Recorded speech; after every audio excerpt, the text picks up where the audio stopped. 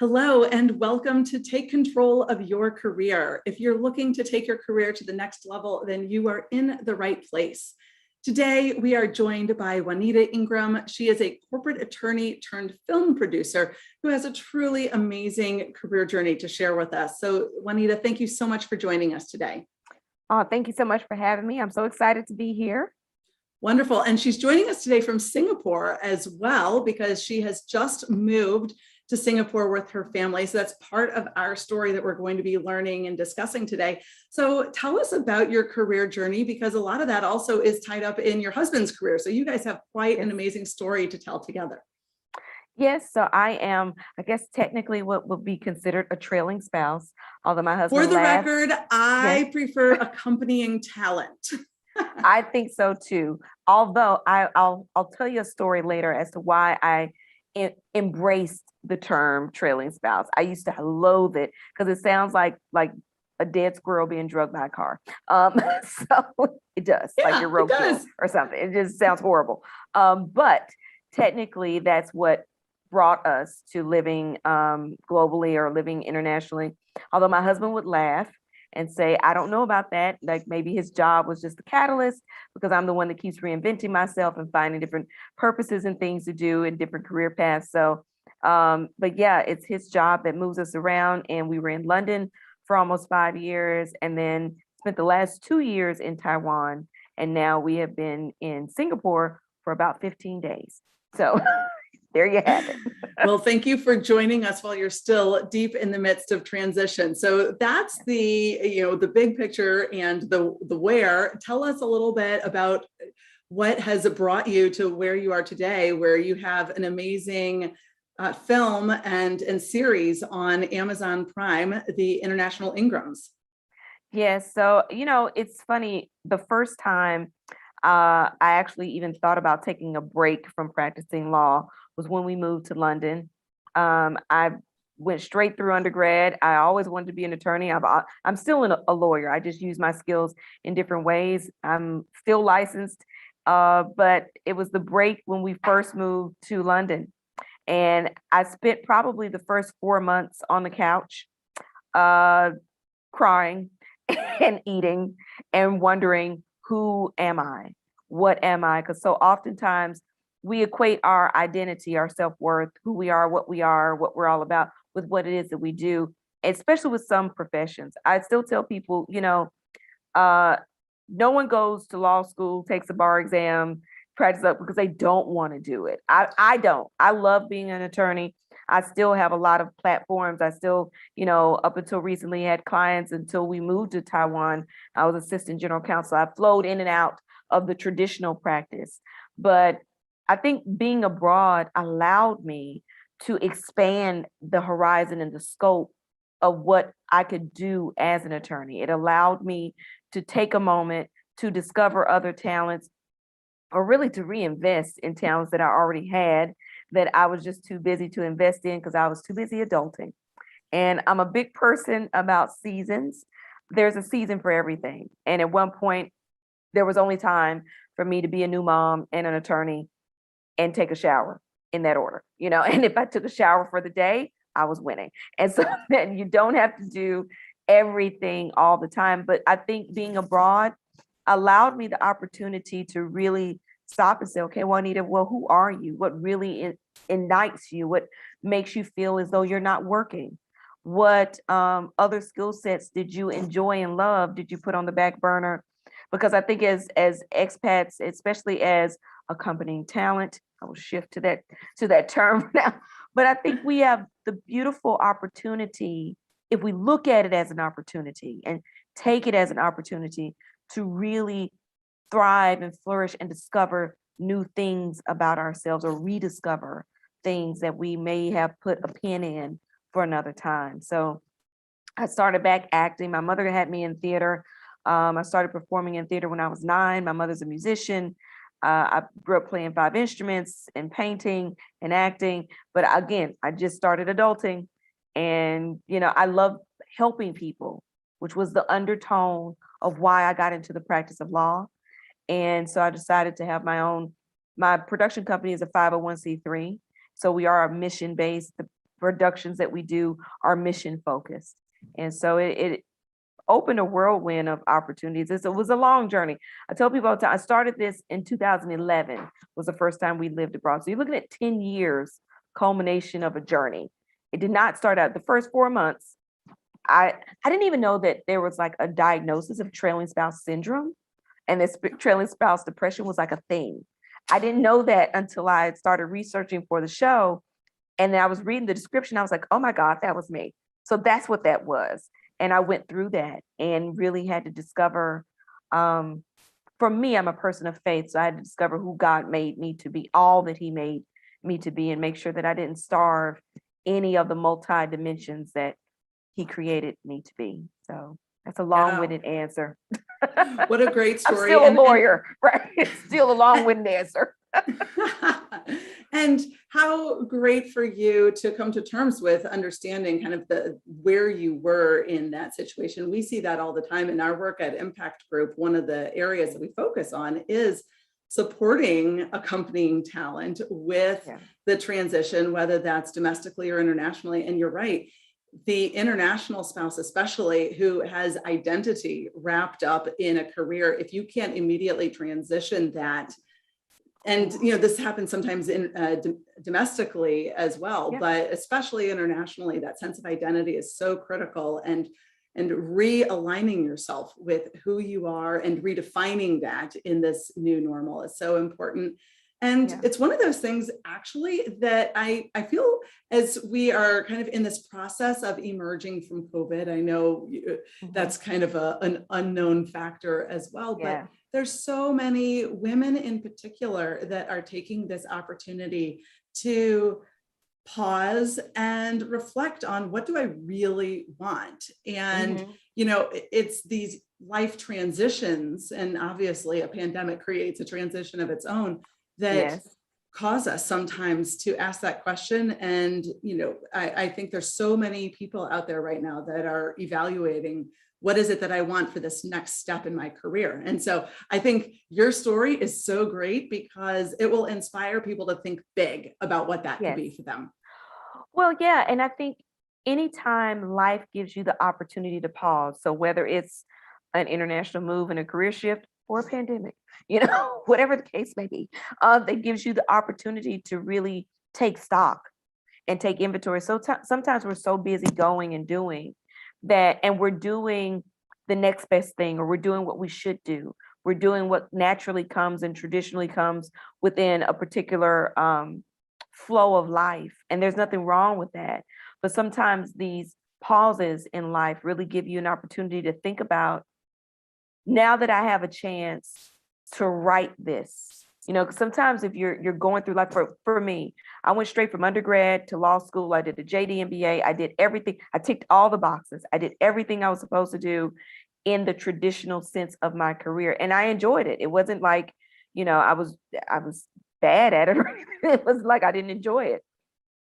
But I had the opportunity, once I changed my lens, the first 4 months, and I tell people all the time, I wasted the first 4 months of my time in London, which is one of my favorite cities still. And I say wasted, but it was necessary for me to go through that journey, necessary for me to go through the process. But when I look back on it, I'm like, gosh, I could have been doing so much more with my time than sitting on the couch crying, but I needed to. And I talk about this in the show with some of the other accompanying talent that's there. So oftentimes in the process, what I learned, and the beauty of going through that process, give yourself permission to mourn the trajectory that you thought you were on. And it's okay. Because so oftentimes we think we have to smile and act as though we didn't want what we gave up.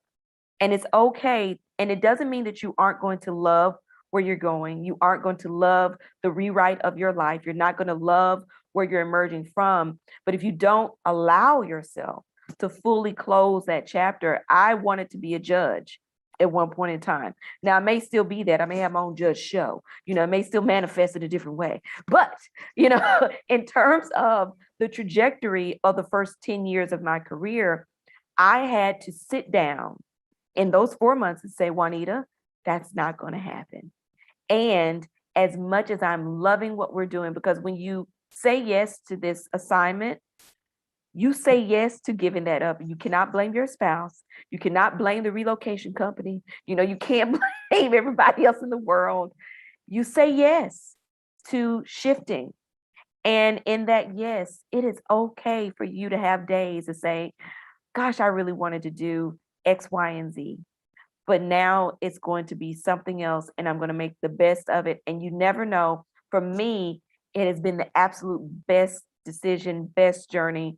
I honestly can't imagine not having done this. I honestly feel like this is what I was purposed to do.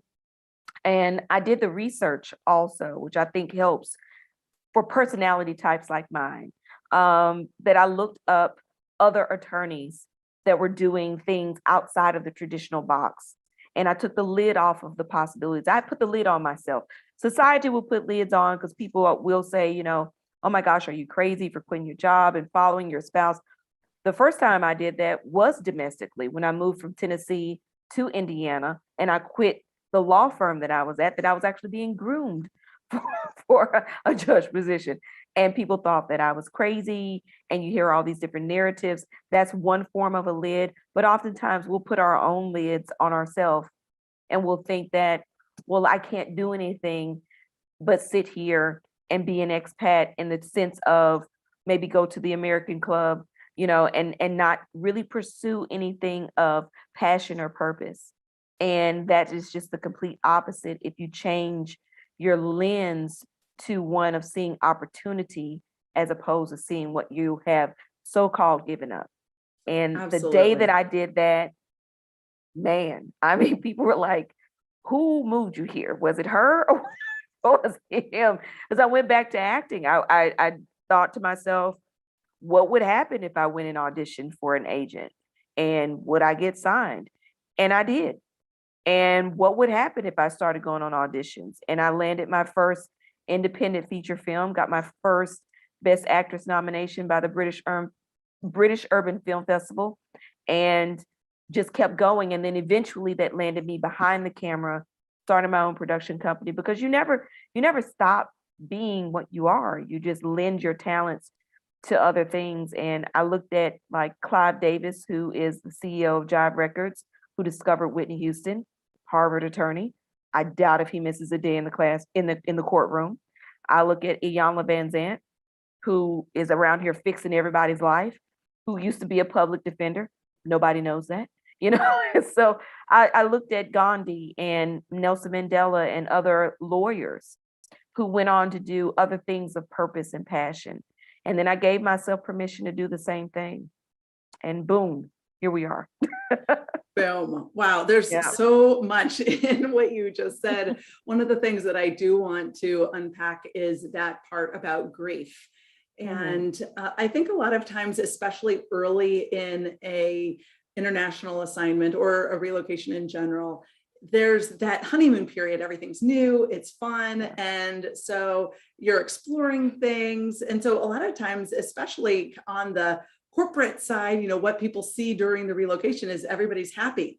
And then it is at that, 4-month time, a lot of times where people do start being like, oh my gosh, we're actually living here. What does this actually mean? And so I think you're bringing up and your work with the expats, your show, International Ingrams, that you're bringing up such an important part of the international corporate, the international family experience on, the corporate relocation, and bringing that to the forefront about how, these families do struggle in this process, and that there are ways to help, first of all, recognize that it's normal. And second of all, how do you go from that, that experience of challenge and frustration and anxiety and depression or whatever that feeling is for any particular individual, and then move into something that's productive. And so, just recognizing that that's the work that we do, that companies actually pay Impact Group to do, to support people in that transition. So I'll just throw that kind of big picture piece out as a public service awareness, and certainly your show as the big picture, entertainment version of how someone can really take things to the next level. Mhm. Let's dig into a little bit more about, you talked about how you went from acting to getting behind the camera to, how did it get in your mind about producing your own TV series? And then how did you make that happen where it got picked up by Amazon? That's incredible. Oh, thanks. Yeah. I actually had the idea of the show back in 2014, 2015, toward the end of us living in London. And I interestingly enough, as a lawyer, I had clients at that time. I was still having my own practice, and I knew we were getting ready to transition back into the US. So I opened up my own practice, and I had entertainment clients that were in the reality space. So I was negotiating their contracts, and I'd been on set a few times. I observed what happened with their shows and shows that they were on. So I understood the industry, understood the genre. And then I just observed that there was like a lack and a niche that hadn't been filled. I'd never seen a show about the lives of expats or living abroad. And one day we used to do these things called Soul Food Sunday in London. And we would go from house to house. And one day we were at a particular house. It was like 40 of us. And Soul Food Sundays was like, I don't know how I always attract all the Black people wherever I go, but somehow I always connect with everybody who's Black. And so we were all like African Americans, and we were at different houses, and it was Soul Food Sundays. And we were at one house one Sunday. It was like 40 of us there, 15 kids. Frankie Beverly and Maze was playing. We were barbecuing. Beyonce was, playing. We were outside in the garden. And then I looked up, and there was Windsor Castle. And I looked around, and I was like, this is really different. This is because if you didn't look up, we could have been anywhere. We could have been in Tennessee, India, but then you looked up, and I'm like, wow, we're here in London. Everybody's child is speaking multiple languages. Everybody here is an executive. And I just felt like, one, from a diversity perspective and from a place of inclusion, there hadn't been a lot of reality unscripted genre shows that had positive images of Black excellence, Black success, certainly not in an international setting. So there hadn't been one about expats, period. Certainly not about being Black and abroad, which is in and of itself its own experience. And so, I took some film classes and directing courses, and they said, if you could tell a story, you always want to tell a story that hadn't been told. And if somebody else can tell that story better than you, you shouldn't do it. And I just felt like nobody else could tell this story better than me. And so it should be one that hadn't been done. And I felt like as Black people in global settings also, the imagery that the world sees is so limited. And oftentimes it leads to how we are handled or sometimes mishandled in the imagery that's put forth on television. You have to go to scripted TV. So Blackish, Cosby Show, Different World, those type of scripted shows to see a different type of Black success. So oftentimes in reality TV, you'll see rappers or athletes, but that's not the only people that get to go and live abroad or get to travel even. So I thought it was very important to put those images out there for young people to see us in global settings, to give a breadth and a diversity of who we are in global settings. And technically how I came to do the show, because I was on so many sets and I'd acted so much, you never stop being what you are. And so even when I'm acting, I'm an attorney that's acting. So I never stop, and I'm always learning. I'm just always curious. I would sit on set and I would observe everyone from the sound technician to the lighting to the videographer, cinematographer. That analytical side. That analytical side is never. Reviewing. I just started observing, like, oh, okay, what type of camera is that? What type of setting is that? And I didn't say anything. I never asked. I just looked and I just observed. And then when we went back, we moved from London, went back to Indiana for like 2 years.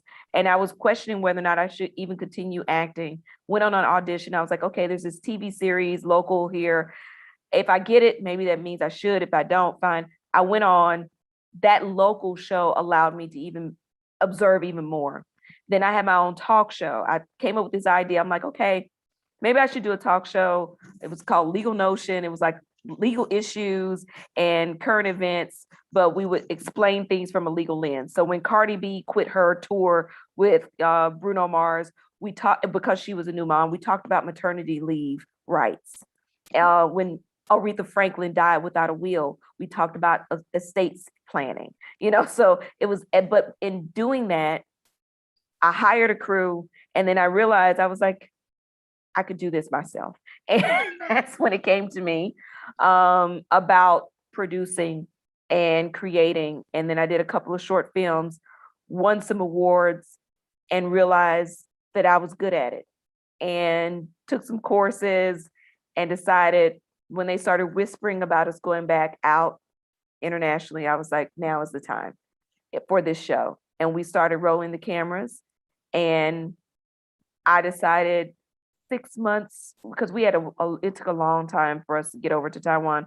I decided to save up my salary from my job and fund this show. And I researched what specs people. I was just on a Zoom about this with some filmmakers. They asked me how, not only did we end up in Amazon, but we were on the ballot for the Emmys, primetime Emmys, this past go around. And they were like, how did that happen? I honestly think if I hadn't been an attorney doing this, I would not have been able to back into it. Film is a business. It is like any other business. It's a business. And even when you're creating, I researched the technical specs that you need to present to Amazon, because they will tell you no if it is not what so you made sure that you had a product from the very beginning, from the very their beginning, specifications, and it was of a level and of a quality that you could ensure that it would get picked up. I wrote down on a vision board, Emmys, Amazon. I wrote the entire vision for what I wanted for this project, and I approached it and used, and I don't know if that's because I have an MBA and a law degree and an accounting degree. I was a line producer. I was everything. And my production partner and I we rolled the cameras, we hired the crew, we researched everything, and we did it. But we backed into it from, where do we want to end up? Oftentimes people look at projects and passion projects, and they don't take it serious as a career. And I told somebody, I was like, I'm not stepping away from law to go and make a YouTube channel. I love YouTube, and I have a YouTube channel, but I don't know how to do anything small from where I was at. And that was part of my own journey. I talked to my therapist about it, and it was okay. That's just, I love that you did a vision board, and that you started with the end in mind. I mean, these are just, I don't want to say basic, but they are core aspects to successful people. When you have a dream, it's not just about, how do I kind of see how I can make my way there, but instead, if I know what that long-term vision is, then what are the specific steps that I need to make to get, if you work backward from there almost. So, and we actually encourage people in some of our executive coaching and life coaching that we do to do vision boards as well. And they love it. A lot of times, if they've never done it, it's like, whoa, I've never thought about my life from this perspective before. Yeah, I have at least 5 vision boards going at all times. I try to update them every 3 to 6 months, because I have them. Can you tell people what that is? Because some people might not know. So a vision board is, I usually get like a canvas, and you could do it in different ways. I like to do magazine clippings because I like things to be colorful. I will look at a magazine, and if I see a word, I'll just tear the words out, or I'll use different clippings, different images. But for me, I have a vision board. Let's say I want to have a goal. So I do them for, and I'm an A-type personality, so just caveat to that. Oh, we could never figure that one out. It doesn't come across at all. I do 6 months, I do 1 year, I do 5 year, I do overall life. And then I have different vision boards for different projects that I do. So for different films that I have, different companies that I'm doing. But you take different clippings and you write, it's a visual manifestation of a goal. So I start from a goal perspective. a feeling that I want to have. So for purpose production, I put pictures of Emmys on there, different pictures and themes of words that I wanted to do, empowerment, women's empowerment. My vision boards are all packed up. They're on an ocean liner on their way to, or else they'd probably be in the background on their way to Singapore. But I did different people that I look up to. So Angela Bassett is there, Oprah is there, Viola Davis is there, different women, Ava DuVernay is there, different people that inspire me. So when I get tired or I don't want to continue, or I'm ready to just, because with this project, with this show, there were times when I wasn't sure what was going to happen. You write out a business plan, but I think, as with any business, as with any startup, as with any new career, there will be times when you stand back and you say, I am going to be a stay-at-home person. I'm going to drink wine, and that's all I'm going to do. And I'm not going to do this anymore, and I'm going to run. Because it gets to be a lot, and it could come in various forms. But you look back at the vision board and remember why you started. Remember the goal, and it gets you inspiration and guidance. And sort of sets me on a path of, okay, if this is the end game, then I will not compromise on this scene. I will not compromise on this episode. I will not compromise on this edit. I won't compromise on audio, because I know I want to end up here. So it's a guiding visual board, literally, that you use to keep yourself inspired and give yourself guidance. And it should be visually pleasing and fun to make. So. And it's great for making sure you're aligning your professional and your personal goals and keeping things, I mean, to your point, where you have that true north of where you're going and what you're working towards. I love it. Thank you for that explanation. So as we're wrapping up here on, let's go back a little bit on the international assignment aspect. You've talked about, the process that you went through. What advice do you have to families that go on international assignments? And, if I can ask you also maybe to give some advice specifically for assignees to ensure that it's a successful experience for families. Oh, yes. I'll top three things, because as you can tell, I can talk. But if I had to top three, one, to know that my advice is that you look at it truly as an opportunity and not as a burden, because it is that. It is a wonderful opportunity for your family, for yourself. Remember that it's an opportunity for everyone, because sometimes when your spouse will go into it with purpose. They're the ones that have the job. They know what they're going to get up and do on Monday. They go into it with purpose. I highly recommend, before this is number two. One, know that it's an opportunity. Number two, before you go over, because I like to give practical advice, before you go, leverage the relocation company, leverage the support that you're receiving, but also sit down and ask yourself, what does this move mean for me? Where do I see myself in this country, in this move? What are the things that I haven't been able to do that I want to do? Because it's nothing like you move, let's say you move on a Thursday, they give you the weekend, and then come Monday morning, your spouse is like, hey, bye, hun, I'm off. And you're standing there. And the kids are in school, and your spouse is at work. Your spouse is at work, and you are standing there looking around like, oftentimes in a country where you speak a different language, or you speak a different language, you don't know anybody. And even, they say, oh, well, we'll join the American club, or that's fine, but they're still strangers. Like, you can find your tribe, but there's still a new tribe. And there are times when you are and especially for someone like you, you're not going to be satisfied by coffee at the American club. No, well, on certain days, but most days, no. I don't, there's just not, and there's know what is going to satisfy you. And also, third, give yourself permission to mourn and get either a life coach, a counselor, someone that's going to help or you. Ask for impact group. Or ask for impact group, because someone that's going to help you and give yourself permission to get help and support. You're not failing. That's not a bad thing. It doesn't mean you're not coping. The best thing that I did was invest in a life coach. My life coach, when I was in London, that got me up off the couch, that got me into a headspace, because I was starting to pursue all of these different things. And people were like, oh, are you going through a midlife crisis? Or you seem so scattered, you seem all over the place. She was the one that helped me come up with the 3A alliteration for myself. I am Juanita Ingram, attorney, author, actress. It made perfect sense once I came to that place. Perfect And branding for you. I love it. perfect Because we branding talk about too, right? branding all the time. Oh, it was Perfect. cute. It's real cute. It was everything. And I was like, oh, but it had to make sense to me first.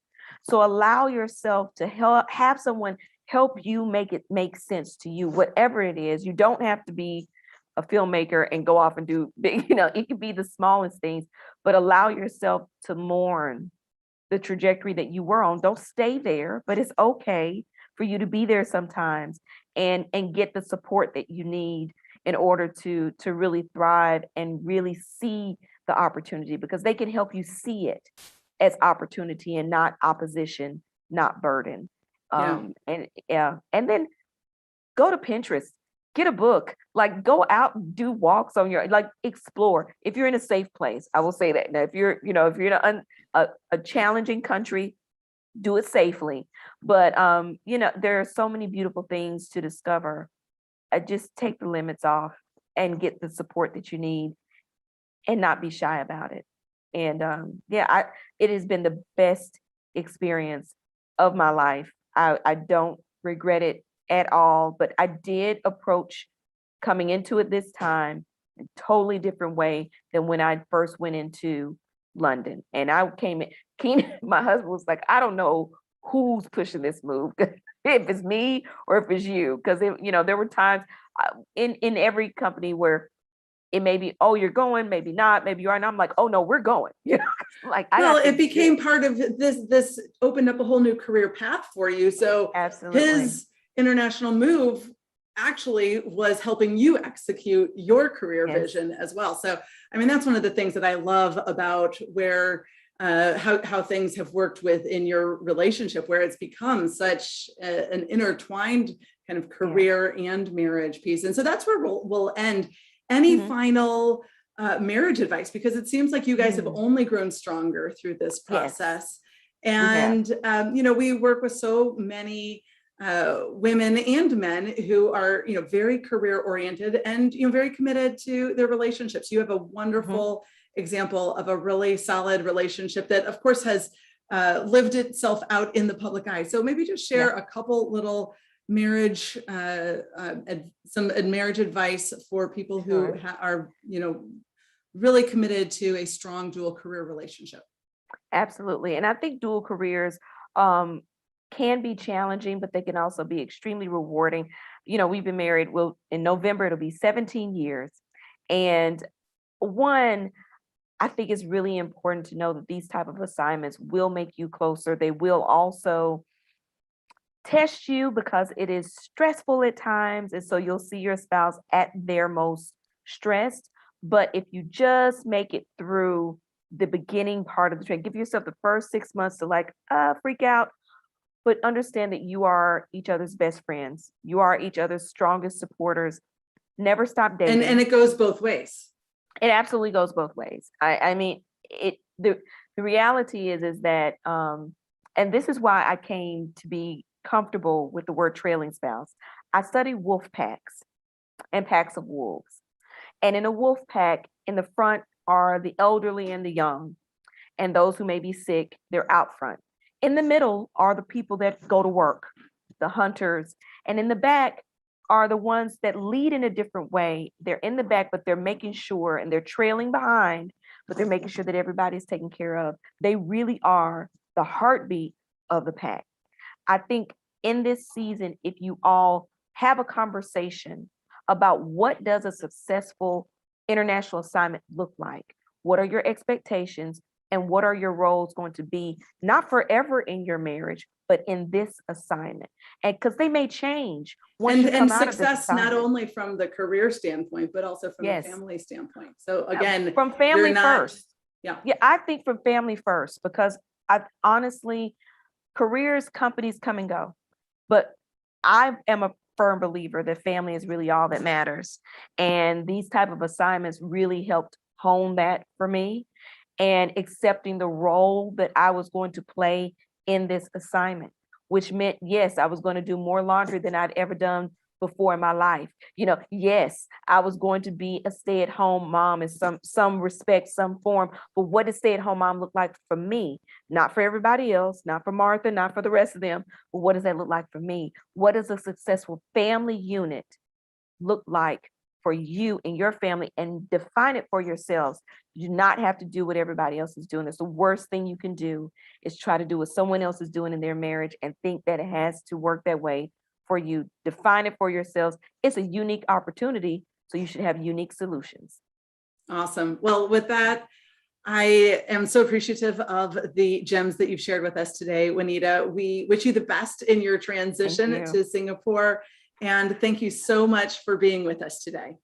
Thank you so much. And if you want to stream the show, it's called The Expats International Ingrams. It is on Amazon Prime, and season 2 comes out this fall. Okay, we're going to make sure that we're promoting that for you as well. Thank you so much for sharing that.